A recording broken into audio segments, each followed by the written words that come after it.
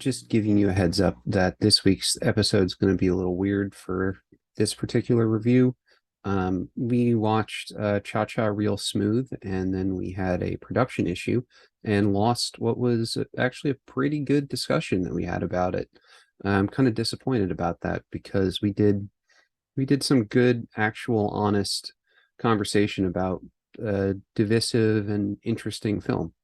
A couple of us had written down our thoughts about it, so I just went ahead and did a recording of us reading that, or me reading that, and Scott's going to throw everything together into a skeleton of an episode. We did re-record the thumbs, just so we'll have that at the end. Yeah, sorry about that, but things happen. It's technology's weird. Anyway, have a good week, everybody. We'll be back. The episode for our other film this week is a full episode because we got that one recorded just fine. So, later on. I almost recused myself from reviewing this movie. I don't think I've ever seen a film which I identified and/or empathized with the characters as much as I do in this, while simultaneously hating the film with the core of my being. I like every individual piece of the film as an individual element, besides the music. The music's mostly bad. But this film is like a face where you have human eyes, a nose, a mouth, a forehead, a chin, and ears, and they're all somehow placed exactly in the wrong spot. It's a Lovecraftian parody of life itself.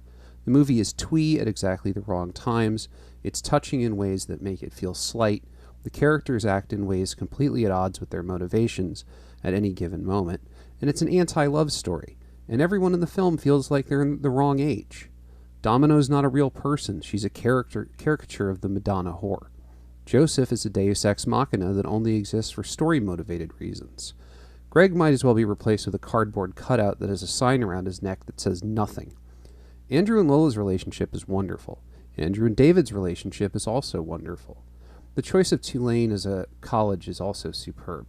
If you're not aware, it has a reputation for being the school of choice for smart but underachieving Jewish kids from the Northeast, and occasionally their goyim friends.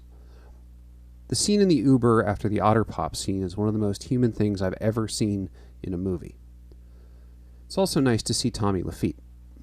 I both hate and love this in ways I can't fully articulate. I can't tell if this is a work of genius or a complete accident. I have no thumb for this.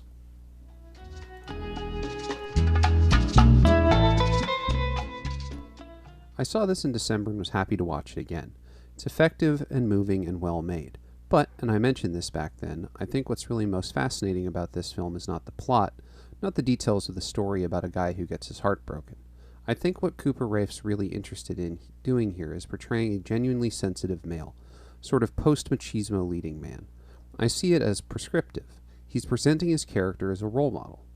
A few days ago we joked in the chat about 1970s sensitive males, but the difference is those 70s males mostly adopted a certain style and language, but internally, politically, emotionally, they didn't try to change.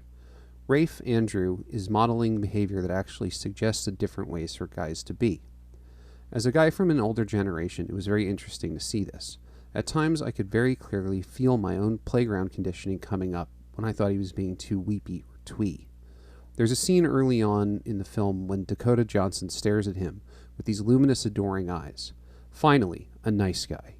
At that point, I was afraid the director was making the movie in order to portray himself as a saint. But no, Andrew repeatedly is allowed to fuck up, say dumb things, even lie. He's not above zinging his stepdad or being impatient with his little brother. Cha Cha Real Smooth was not an entirely satisfactory film in a few ways. I thought Cooper Raiff made a poor choice casting himself as the main character. His delivery was clipped and over-precise, too much emphasis on clean consonants, and it made his character seem slightly unreal. He also has a problem establishing a tone for his character. He's super nice and inoffensive to most, a vindictive dick to others. Maybe a case of creating a sort of half-formed man-child character, but it added to the unreal feel. Dakota Johnson was great, but I can't tell if the camera simply loves her and her crazy bangs, or Cooper Raiff loves her and throws close-ups at her like some Golden Age director in love with a starlet. It's obvious the film was made for pennies, but that didn't really impede the storytelling and look, as it was a small and simple story. And finally, nothing really happens in the film. Main character starts a new job, falls in love, gets rebuffed, and then in the end, he's still the same basic character with a slightly better job. Thumb diagonal for this one. We don't want to discuss again, but we could do thumbs one more time for Cha-Cha and then just move on. Okay, the world's shortest episode. Yeah, world's shortest episode. Okay, there you go. If you want me to reread the thing, I can reread the thing. I'll do it later. Okay, Cha-Cha real smooth. Take one. Take two. Take two. Sorry. Well, it's really take one because really is take one. Okay. Cannot give you an answer. Okay. For reasons that will be lost to history.